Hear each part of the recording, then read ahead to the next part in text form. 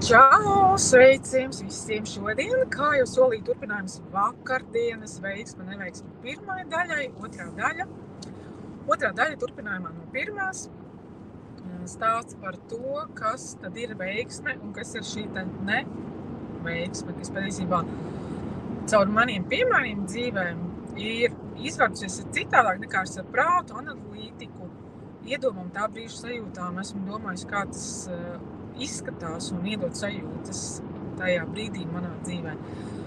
Tātad palabojiet mani, ja es kļūdos, jo es nepārklausījos vakardienu. Ja es atceros, es paliku pie tās vietas, kur bija tas posms, kā es vēlējos sasniegt tādu līmeni, lai es tiktu kādā amatā, kur es varētu izbaudīt, kā ir strādāt mārketingā. Un ka es tur visu kaut ko mācījos un trenējos, mana mamma ļāva ar dažādiem projektiem un mēģināju to mācījos arī pati Photoshopu un CorelDRAW un pētīju, lasīju, gāju uz kursiem tā, lai maksimāli būtu gatava tam izaicinājumam, tam piedāvājumam, kas tad varētu manā dzīvē atnākt. Sūtīju CV, gāju uz intervijām, ja man paveicās un man kaut kur uzaicināja. Taču jā, bija tā, ka visur man pietrūka pieredzes, prakses, mārketinga specifiski jumi. Visi tomēr grib, lai ir pieredze, lai ir jau kādi sasniegumi. Un tā es atkal domāju, kā lai es tur tieku, man tik ļoti gribās, kā es tur tieku. Un tā bija kārtējs sludinājums, tas bija jau gestu un partneri. Andris bija manos vadītājs, un kā izrādījās, viņi ļoti labi pazīstami ar iepriekšējo vadītāju. Tur, kur es aizgāju biznesa, manim piedāvāju, kad es gribu izdarīt tā, un viņš man iedeva telefonu, ofisu, firmas nosaukumu. Kā es iepriekš stāstīju, ka tur izdevās jau sasniegt ļoti labu rezultātu. Ko viņš beigās novērtēja, ka, ja katrs izdarītu vismaz pusi no tā, ko solīju izdarīt, tas būtu super, un kad viņš ieraudzīja to spēju, īstenot tās idejas un to piedāvājumu. Un kā izrādījās, tā kā es biju minējusi savā CV šo pieredzi, tad no tā vien, kā es uz to biju spējīga, to biju izdarījusi, tad gestu partneri Andris Pirmanovs noriskēja un mani paņēma mani uz pārbaudas laiku apmācīt. Un es tur nosrādāju 5 gadus par zīmolu vadītāju, daudz dažādiem brīnišķīgiem zīmoliem, ieguvu brīnišķīgu pieredzi, brīnišķīgus kolēģus un draugus vēl šobrīd dienu, par ko es esmu ļoti pateicīga un priecīga, jo visi, sākot ar Andriju un Ievu un Aigu un Jāni un Edgaru un Imantu un visus varat nosaukt, visus, kas tur ir, un Andreju, ak Dievs, un Kasparu, kas man uzņēma un apmācīja, un vēl visas, lai es visu atcerētos nosaukt, man vajadzētu droši vien kādu stundu, taču es bieži satieku, piedomāju, un ar daudziem vēl projām mēs laiku pa laikam satiekamies.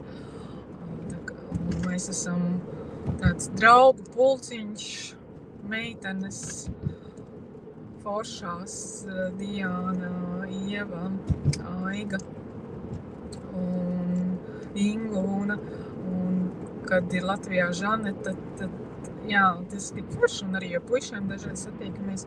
Forši, kad ir tāda vieta, kur kaut kas tāds izveidos tik brīnišķīgs, ne tikai fantastiska darba pieredze, kuras ieguvu tik superīgu pieredzi, tik labu treniņu.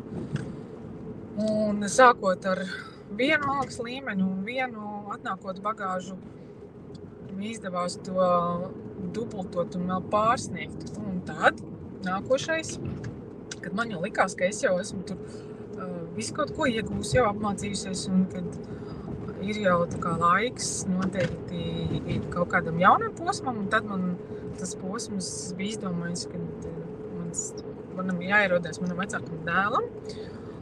Un citīgi uz to mērķi gāju. Tad viena mana tā laika kolēģi izdomāja, ka viņi grib mainīt kaut ko citu darbu vietu. Un tad bija jādodās uz interviju, kur viņi palūdz, vai es arī nevaru pieteikties un iet pirms viņas un izstāstīt, kas tur ir, lai viņi labāk var sagatavoties, jo viņi ļoti vēlējās tur nokļūt. Un tā kā man vispār nebija ne ekspektācijas, ne mērķu, ne tā brīža, man patika jau gesta, un tad es domāju, ja es nonāku līdz tam, ka es palieku stāvoklī, tad jā, superīgi forši, jā, vajadzīgs kaut kāds lielāks laiks vai kaut kāds citi plāni ir augstākiem spēkiem, un tad man patikās ļoti jau gestā, un es tur jūtos ļoti laimīga un piepildīta, un ik pa laikam vēl projām sailgojos. Tā ir tāda vieta, kuras var iedomāties, kuras varētu atgriezties, un vienkārši dēļ tās enerģijas, dēļ tās filozofijas, dēļ tās pieredzes, ko tur var iedot, un tās kopības, kas tur ir. Esmu tur bijusi ciemos daudzkārt, un tāpat tur ir tikpat forši. Labvakar, mīļā, Mārītis, cik forši, ka tu izvēlējās pieslēgties. Mārītis saka, sveiciens Kadrijai un visiem pārējiem. Jo es neizziņoju iepriekš, es vienkārši uzreiz kā ieliku, tā uzreiz sāku runāt. Neesmu nekur ielikusi nevienā vietā. Kā es saku, jābūt tev te.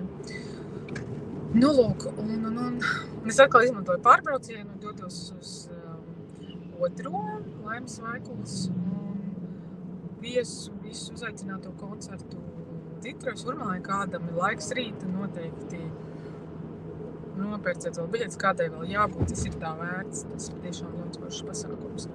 Ja nemaldos, man liekas, ka rīt tur ir ļoti interesants grupas papētēt, ļoti dažāda interesanta izvēle visādām gaumēm. Negribu kļūdos, man liekas, man rīt vai tik nav mūzika arī. Un tāda. Esot tur, man liekas, ka viss ir tik forši un viss ir brīnišķīgi. Un tad, protams, man kāpēc tas, ka man neizdodas tik ātri palikt stāvoklī, pagāja jau kaut kāds gads. Paldies, Marita, ka visu labi dzird un redz, pavisam aizmirst, ka man par to jāpajautā, jo es taču braucu un visu laiku mainās zonu un varētu būt traucējumi. Tā kā super, ka tu palīdzi un padomāji par to. Paldies tev, mīļš.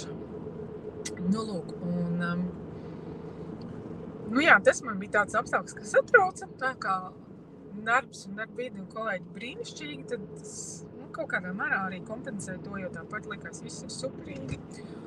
Un gāju uz intervijām palīdzot draudzenei, kamēr beigās man pasaka, ka es esmu kā izturējusi visas kārtas un es esmu tas cilvēks, kur tā šoreiz neminēšu, tā ir starptautisku kompāniju. Tad, kad es gāju prom, tad tur parakstīja tā vienošanās, neko tur tā īpaši neminēt. Un tad kaut kur varbūt es jau paspēju pieminēt. Tāda šī te kompānijā vadītāja, arī brīnišķīgs cilvēks. Inga, neminēšu vārdu uzvārdu, fantastiska, iedvesmojoša vadītāja, no kuras varēja daudz ko arī mācīties, kas ar laiku tur pēc tam nomainījās. Un tad tur kļuva citādāk. Viņa tik ļoti vēlējās, lai es esmu tā, kas tur iet. Kaut gan es viņai teicu, jā, bet es domāju, pavisam kaut kāda cita plāna. Un es neiedomājos pat, ka man taču vajadzēja vismaz patēlot un pateikt, ka es gribēju te iet strādāt. Viņš teicu, ka nē, man cita plāna, es tā kā gribu palikt stāvoklī un tā. Un jocīgi, kad es nepadomāju, ka un viņa nepajautāja, kāpēc es gāju uz interviju. Es tikai tagad par to iedomājos. Jo es izturēju, ka viss kārtas man piedāvāja darbu, un es tā saku, nē. Un viņa tik ļoti sardzēja manī to potenciālu, ka viņa man piemeta klāt to. Principā padarīju šo piedāvājumu tik kārdinošu, ka es beigās domāju, labi. Kaut gan jāatzīst, pirmās 2 nedēļas es katru vakaru raudājos, ļoti ilgojos pēc savu gestas un visiem cilvēkiem. Tā man ir tāda darba vieta, kas man, tā sajūtas ir kā ģimene, kā katru dienu doties pie radiem draugiem, pie mīļiem tuviem cilvēkiem un ir tik forši kopā. Tā ir brīnišķīga vieta, kur strādāt. Nu, arī tas, kā viņi mani palaida ar prieku un gandarījumu par maniem sasniegumiem, par to, ka man izdevies izmantot savu potenciālu šeit, pakāpjoties un nonākt vēl tālāk. Ka tas arī ir tāds augsts spriedums un inteliģences līmenis, kas šai uzņēmumā vadībā valda. Nu, lūk. Tad, nonākot tur, šajā starptautiskā uzņēmumā, daudz kas bija jauns, tas bija viss tāds jau atkal kaut kas pavisam savādāks, ražošana, starptautisks uzņēmums, pavisam citas metodas, citi instrumenti, citi paņēmieni, cits tāds, viss cits citādos līmeņos, ko bija gan pārbaudījums, gan stress, gan izaicinājums. Un, protams, vistrakākais likās, kad īsi, kā es sāku strādāt, uzzināju, ka es tomēr esmu palikusi stāvoklī. Un tas likās viss kopā, jā, es ārmēts, ka es to izturēšu, palaim arī vadība bija atbalstoša, un man bija daudz spēku un enerģijas, un es tā arī neaizgāju. Nekrētu atvaļinājumā, sākotnēji pirmo pusgadu bērnu kopšanas atvaļinājumā arī tikai daļēji strādāju uz pusslodzi. Un man tā bija brīnišķīga pieredze, brīnišķīgs pakāpiens, brīnišķīgi daudz, ko es tur apgūvu, iemācījos, pieredzēju, tādā līmenī, ka tas vēl joprojām noderētu daudzos Latvijas uzņēmumos, kur neko tādu vēl neviens nav ieviesis, kas jau tad bija jau sasniegums, kas nāca no ārzemju pieredzēm, daudzgadīgām, attīstītām, jaudīgām, spēcīgām. Jā. Un tad, ja pirms tam man likās, ak, Dievs, kāpēc es tur gāju tā intervijā, kāpēc man tur pierunāja, es tur raudāju, es gribēju atpakaļ, un es paliku stāvoklī, un man tagad vēl jāstrādā. Sākotnēji man liekas viss ļoti traki. Tik traki, ka man likās ārpēc, un kāpēc tā vajadzēja notikt. Tu beigās to visu apvienojot, kas man likās, kad varbūt kaut kā muļķīgi sanāca, kaut kā nepaveicās, es biju plānojis citādāk, tas noveda brīnišķīgā pieredzē, daudzgadīgā arī. Arī tie katrā no iepriekš minētām vietām mēram 5 gadi šīs pieredzes un mācības, un apgūšanas, un augšanas un attīstības. Arī no tā uzņēmuma ir pāris cilvēki palikuši, ar kuriem ir labās attiecībās un forši iedvesmojoši, fantastiski cilvēki. Arī ir aizgājuši tālāk, katrs kaut kur attīstījušies, kāds vēl joprojām uzticīgi palicis. Jā, tā arī tā daudzgadīgi ļoti interesanti, jau cita līmeņa starptautiski pieredze, tur arī bija jau valstu līmenī bija jāpārauga zīmoli, jāvada projekti. Tas jau bija pavisam cits līmenis. Nu, lūk, tād notika tāda situācija, ka bija pagājuši tie 5 gadi, un es sāku arī domāt par vēl vienu bērnu, un sapratu, ka tur jau tā kā daudz kas, viss kaut kas ir, un ja man tā kā nav lēciens augstāk, kaut kur klusībā es nojautu, un kaut kur bija koridoros informācija, ka tas varētu būt, tas piedāvājums varētu būt. Taču izrādījās, ka uz to ir konkurence, un cilvēks, kurš baidījās, kā viņa vietu dabūšu es, izdarīja tā, visādīgi interesanti izdarīja tā, lai no manīm atbrīvotos. Man sakās ļoti traki, jo tas notika pēkšņi, tas notika, kā tāds, tika uzrīkots tāds interesants, tāds konfrontējošs slasts, un kuru es visu, kas tur bija safabricēts, atspēkoju, pretspierādīju, un beidzās ar to, kad man pateica, jā, bet tas viss jau ir iesniegts jau ārzemēs, jau lielajai vadībai, jau apstiprināts, mēs nevaram tak neko mainīt, un tev nāksies vienalga iet prom. Kaut atzina beigās vadītājs, kad tā apakšvadītāja tiešām pārkāp savas pilnvaras un kļūdījās, un kad tas nebija ok, arī HRs atzina, tad tā vietā, lai man to visu kompensētu, iedeva milzīga apjoma bonusu, nestandarta, kas nebija paredzēts. Plus, vēl es arī uzzināju, ka esmu stāvoklī. Un Tad man tas likās briesmīgi, šausmīgi, kā tā varēja manī notikt. Un viss kopā man tā likās milzīga neveiksme. Beigās man bija garš apmaksātas grūtniecības baudīšanas un par sevi rūpēšanas, bērniņu rūpēšanas tāds periods, milzīgs garš atvaļinājums un gatavošanās manam otrajam dēlam, viņa ienākšanai pasaulē, kas tad man tā nelikās. Man, protams, satrauc, kas ko kā tālāk, taču centos cik vien iespējams ļauties.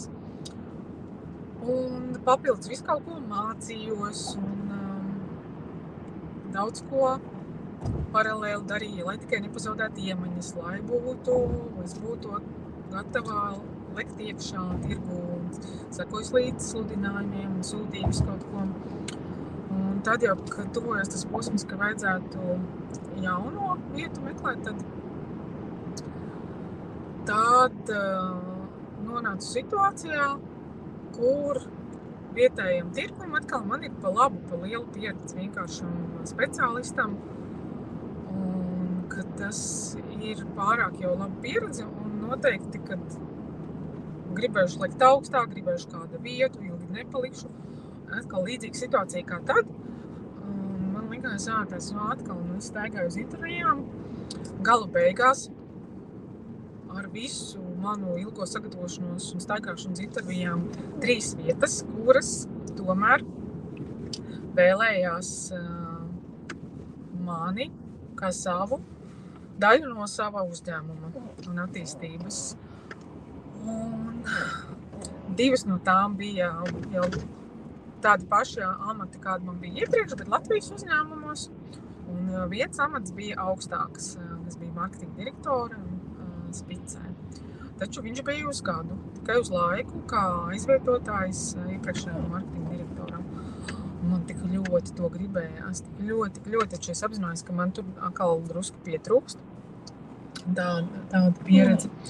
Tas līmenis, kas tur jau ir atkal pavisam cits, klipu filmēšana, brandings, starptautisku zīmolu piesaistē, stratēģiju izstrādē un budžeti jau citā visam līmenī, kāds ir starptautiskā uzņēmumā, kur tomēr ir savi tādi angliski sauc guideline un latviski virsuzdevumi.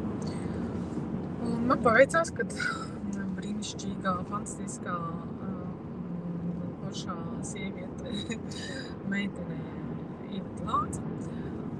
Es redzēju manī potenciāli, neskatoties uz to, ka tādā veida jomā man trūka tās pieredzes, izlēmu pamēģināt. Un tas, kas pirms tam man likās, ka tur viss salikās ne tā tajā uzņēmumā, kur negribot man pašai nācās aiziet.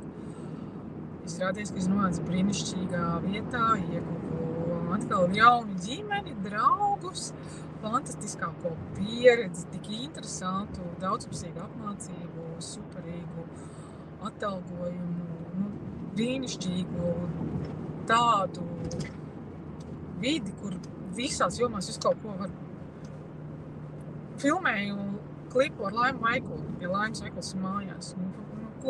Kā to vispār var iedomāties, kaut ko tādu dzīvē pieredzēt, vai ne? Kā piemēram. Un daudz vēl viss kaut kas cits interesants un neiedomājums, dažādas ārzemju konferences un dažādas ļoti spēcīgas audīgas apmācības, tikšanās ar starptautiskiem zīmoliem, tā skaitā arī Massimo Dutti pārstāvjiem, Zāru un tam līdzīgiem lieliem zīmoliem. Tā kā tas ir kaut kas tāds brīnišķīgs, ko droši vien šobrīd man jāsaka nepārspējas.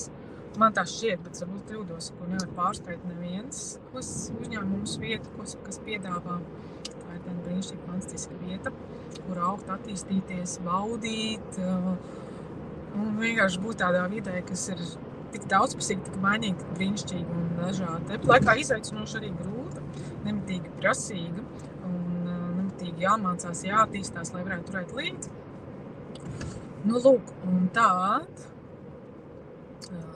esot tajā visā iekšā, līdz ausīm, mācoties to visu, man ļoti noderēja iepriekšējās starptautiskās firmas tā pieredze. Es varēju ienest daudz jaunas metodes, instrumentus, programmas un kāds attīstības posms, kas atkal tur bija tajā Latvijas tirgus līmenī, tur varēja ienest jau šo starptautisko tieši brauciet garām spicēm. Un tās viss līdz ar to ir kaut kā likumsakarīgi saistīts. Katra kaut kāda, kas ir neveiksme, beigās izrādās veiksme, un katrs kaut kas, ko tu iegūsi, ko tu darīsi, ko tu varēsi novedis aizvien tālāk un iedevis to pienesumu. Un katra situācija, ko tu varbūt neesi plānojis, pat nevar iedomāties, izvēršās tā, ka pat sapņos nerādās un izrādās fantastiski brīnišķīgi. Protams, katrā no tām vietām ir kaut kādas negatīvas pieredzes, ko var uzskatīt par neveiksmi, patiesībā, kas izvēršās un liek augt, attīstīties, transformēties, un beigās tā ir veiksmi. Kā, piemēram, tas, ka es ar jums šeit varu runāt, un to visu stāstīt, un braukt tagad atpūsties. Pirms tam nopeldējusies un iečinlējusi atbildes uz jautājumiem un veiktus dziedinājumus. Un pavadīs laiku kopā ar saviem bērniem vasarā katru dienu, baudot katru vasaras brīzdiņu. Saule, gaisu, ūdeni, augļus, dārzeņus, ogas. Vienkārši fantastika.